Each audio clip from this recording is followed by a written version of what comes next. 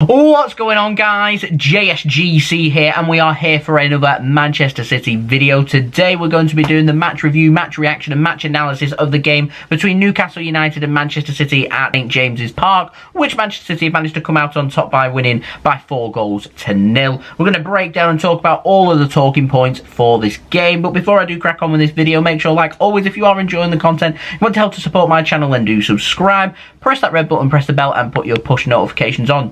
22k subscribers is the aim, less than 900 subs away, so any help towards that would be much appreciated. Also, don't forget social media links, they're in the description below and sliding across at the bottom of the screen if you want to go and follow me on my Twitter and Instagram. My email also in the description below too if you want to hit me up for any sponsorships for any videos or any general business enquiries. Leave a thumbs up as well if you do enjoy this video. Once more, aiming for 100 likes, so if we could hit that, that would be fantastic. And also don't forget to let me know your thoughts in the comments below of what you made of this comprehensive victory for Manchester City. Let's crack on with this video though. We're going to start off first with a very quick match review. So, goals for Manchester City. First one came after 5 minutes. Newcastle's game plan completely undone. All came about from a pointless corner being given away first by Dubravka. Passed it out, poor pass, passed it out for a corner to Manchester City. Did he look up? I don't really know what happened. Anyway, the corner wasn't dealt with. Zinchenko whips it back in towards the near post, towards Joao Cancelo. It's a little bit too much onto it, so Cancelo has to just hook it across,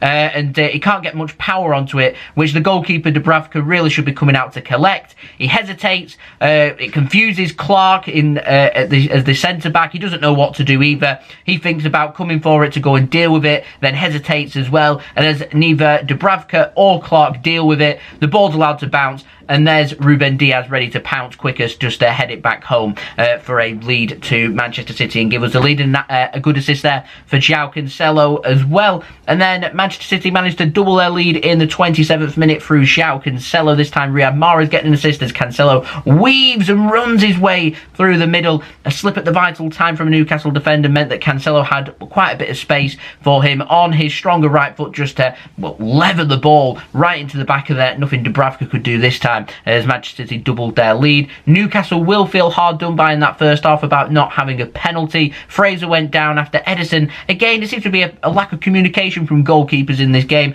Doesn't communicate with Cancelo. Cancelo takes hold of the ball. Ederson then comes rushing out. He slides in on his knees and ends up making contact with Fraser. Fraser goes down, and because it's a collision where they're not challenging for the ball or close to the ball or anything involving anything, the referee decides not to give a penalty. VAR don't even have a look at it. They deem that it's perfectly fine. Newcastle fans will feel aggravated, and to be honest, if that was the other way round, I'd be pretty aggravated as well. I thought it was a penalty. It wasn't given.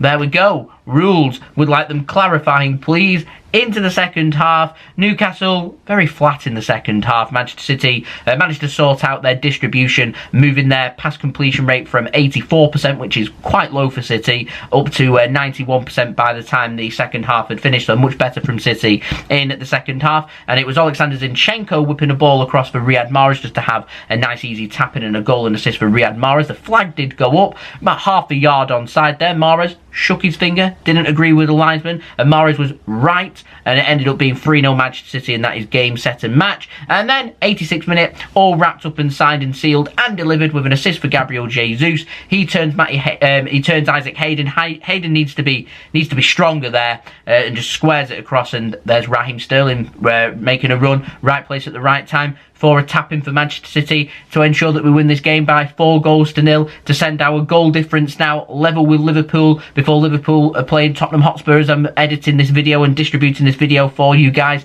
So I don't know what's happening there, but it's put Manchester City in a really strong position, and what this win means now is Manchester City are top on Christmas Day, which is fantastic. And normally teams that are top on Christmas Day do go on to win the Premier League trophy, which I'm hoping, touch wood, is the case again this season. A good win this for City without City being at their best. We've still managed to find 4 goals. We were really clinical in this game. Our distribution needs to be better. Our communication needs to be better moving forward as well. A more organised, well-drilled team with some better quality and informed players probably could have hurt Manchester City. Now, I thought Newcastle, although they've lost 4-0, played very well. Pass completion rate in the 80s. I think it was, 82, 83%, which is a decent effort against City. There aren't many teams that have such a high pass completion rate against us. They wanted to attack. They pressed Manchester City. They were trying to force the mistakes. They were very physical with us. They went toe for toe with us and took the game to us. So I have every respect to Newcastle for doing that. Sitting in 19th place, I could understand if they were just to sit there, park the bus in the hope that City can't find a way through. They end up having, 20% possession, and they end up not doing anything, like Wolves tried a couple of weeks ago. But Newcastle didn't do any of that, took the game to Manchester City. They tried, it just didn't work out, and to me, just lacking a little bit of quality all round the team there. Currently sitting in 19th place, 3 points behind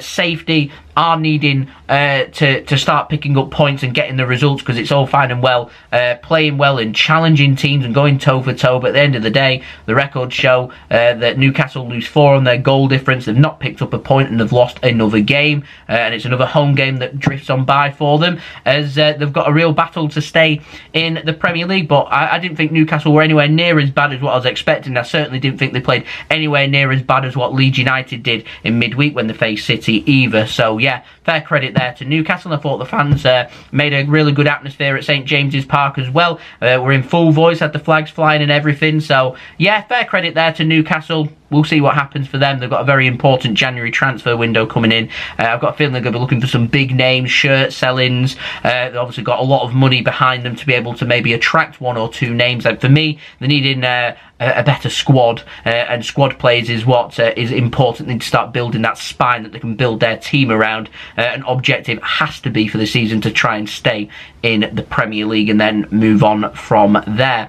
For Manchester City, we've got a game against Leicester in a week's time, so we've got a nice little rest now for our players. The games will come thick and fast. We're playing Boxing Day, we're playing a couple of days later against Brentford. We've got a game again on New Year's Day, early kick-off against Arsenal as well, so some pretty difficult, couple of difficult away games in there down in London. And with the way things are going right now, with lots of players testing positive for COVID and games being postponed left, right and centre, there may be a little bit more of a break coming for Manchester City maybe in the next few games or so. We'll have to wait and see what happens with regards to that. But in terms of this result, really good win this for Manchester City. All the pressure put onto Liverpool now. They need a response. They need to do something against Tottenham Hotspur. They're needing a win, because the last thing they want to do is be giving Manchester City a little bit of clear daylight, and currently it's 4 points before that game has started, and so anything other than a win for Liverpool today means there is a little bit of clear daylight and something for City to work towards, and allows us a little bit of leniency for maybe a negative result here or there, which again could be pretty crucial come the end of the season. But Chelsea have dropped points, which is good news. We're now 6 points ahead of them with a superior goal difference. They're just starting to drop off a little bit. They need to find their form, and fast, if they're wanting to win the Premier League, because I'll tell you right now, if allowed, Manchester City and Liverpool, or I should say and or Liverpool, will, if given the opportunity, run away with the league, and all of a sudden you can go from being 2 or 3 points behind to 2 or 3 games later end up finding yourself 7 or 8 points behind, and then all of a sudden it becomes very difficult to be able to play catch up to such quality that City have and what Liverpool have, and we know that Chelsea also have that quality as well. But it's been a good weekend. Hopefully, fingers crossed, we can have a favour from Spurs as well, and it could be a dream weekend, this one, for Manchester City, as we have that push towards our Boxing Day match against Leicester City. So I'll see you all again for the build-up for that, and some more content for you guys to look forward to. So don't forget, if you haven't already, do subscribe, press that red button, press the bell, and put your push notifications on. Aiming for 22k subscribers, less than 900 subs away, so any help towards that would be much appreciated. Also, don't forget social media links, they're in the description below and sliding across at the bottom of the screen if you want to go and follow me on my Twitter and Instagram. My email also in the description below too, if you want to hit me up for any sponsorships for any videos or any general business inquiries. Leave a thumbs up as well if you did enjoy this video. Like goal is 100 likes. If you could hit that, that would be fantastic as well. And lastly, don't forget to let me know your thoughts in the comments below of what you made of this confident, comfortable victory for Manchester City at St James's Park, and I'll see you all again very soon. So I've been JSGC. Thank you everyone for watching. I hope everyone is safe and well. Peace. Ciao for now.